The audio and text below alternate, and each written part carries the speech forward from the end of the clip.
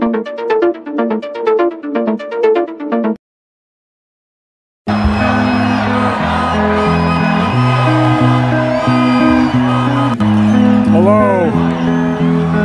my fellow Americans, and the people who brought me the dance, Delawareans. I see my buddy Senator Tom Carper down there, and I think Senator Coons is there, and I think the governor's around. And is that Ruth Ann? And that former Governor Ruth Ann Minner. Most importantly, my sisters-in-law, my sister Valerie. Anyway, folks, the people of this nation have spoken. They've delivered us a clear victory, a convincing victory, a victory for we the people. We've won with the most votes ever cast for a presidential ticket in the history of the nation. 74 million.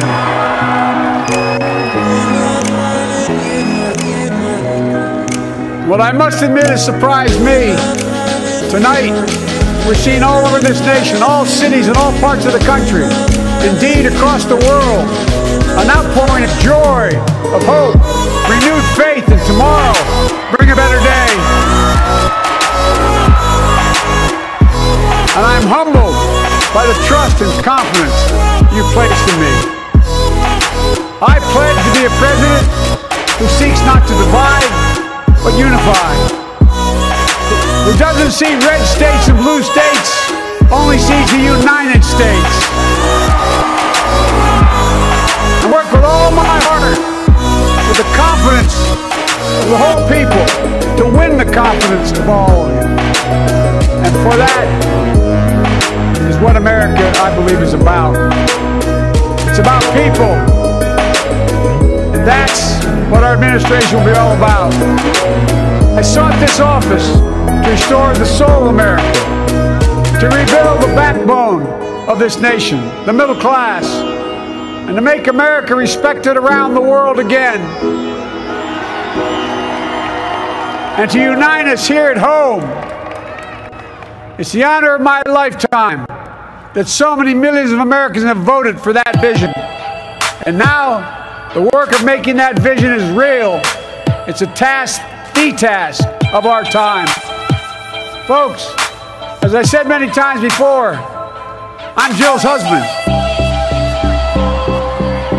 And I would not be here without her love and tireless support of Jill. And my son Hunter and Ashley, my daughter, and all our grandchildren, and their spouses, and all our family. They're my heart. Jill's a mom, a military mom, an educator. She has dedicated her life to education. But teaching isn't just what she does, it's who she is. For American educators, this is a great day for you all. You're going to have one of your own in the White House. And Jill's going to make a great First Lady. I'm so proud of her.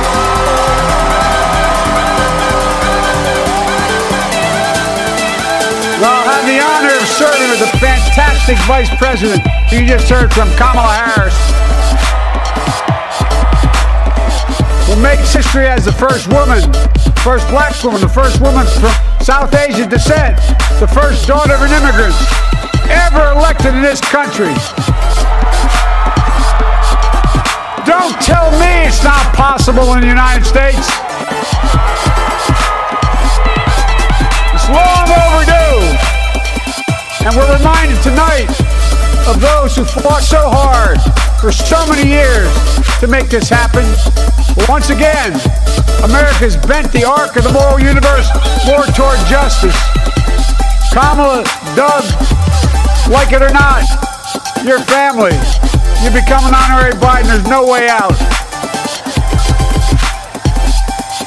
All those of you who volunteered and worked the polls in the middle of this pandemic, local elected officials, you deserve a special thanks from the entire nation.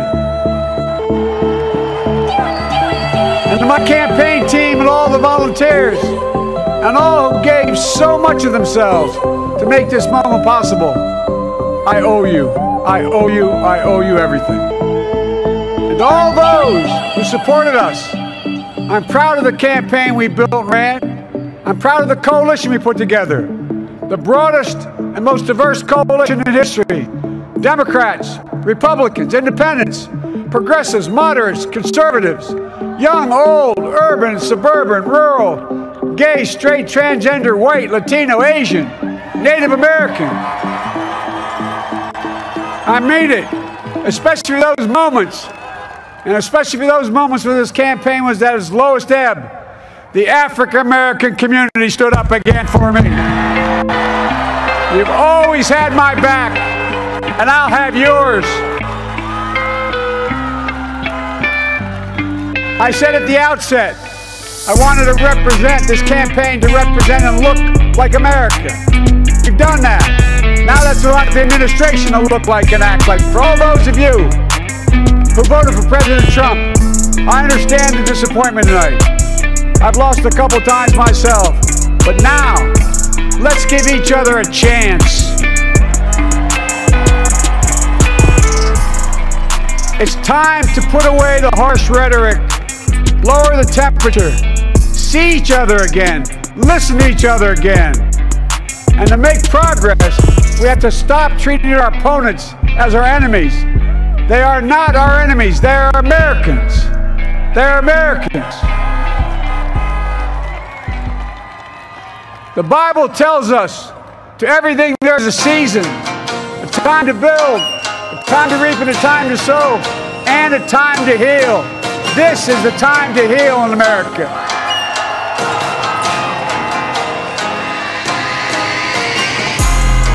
Now this campaign is over. What is the will of the people? What is our mandate? I believe it's this. Americans have called upon us to marshal the forces of decency, the forces of fairness, to marshal the forces of science, and the forces of hope in the great battles of our time. The battle to control the virus, the battle to build prosperity, the battle to secure your family's health care, the battle to achieve racial justice and root out systemic racism in this country. And the battle to save our planet by getting climate under control. The battle to restore decency, defend democracy, and give everybody in this country a fair shot. That's all they're asking for, a fair shot. Folks, our work begins with getting COVID under control. We cannot repair the economy, restore our vitality, or relish life's most precious moments, hugging our grandchildren, our children, our birthdays, weddings, graduations, all the moments that matter most to us until we get it under control. On Monday, I will name a group of leading scientists and experts as transition advisors to help take the Biden-Harris COVID plan and convert it into an action blueprint that will start on January the 20th, 2021. That plan will be built on bedrock science. It will be constructed out of compassion, empathy, and concern. I will spare no effort, none, or any commitment to turn around this pandemic. Folks, I'm a proud Democrat, but I will govern as an American president. I'll work as hard for those who didn't vote for me as those who did. Let this grim era of demonization in America begin to end here and now.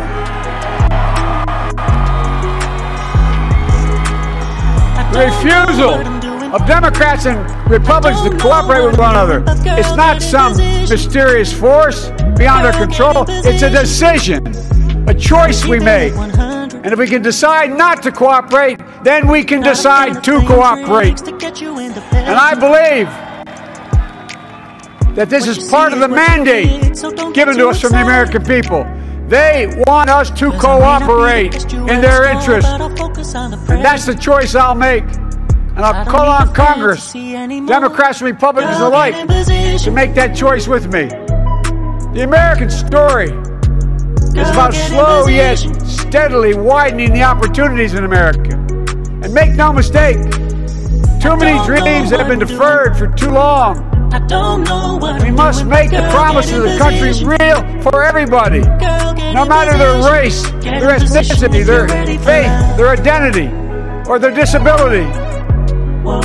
Folks, America has always been shaped by inflection points, by moments in time where we've made hard.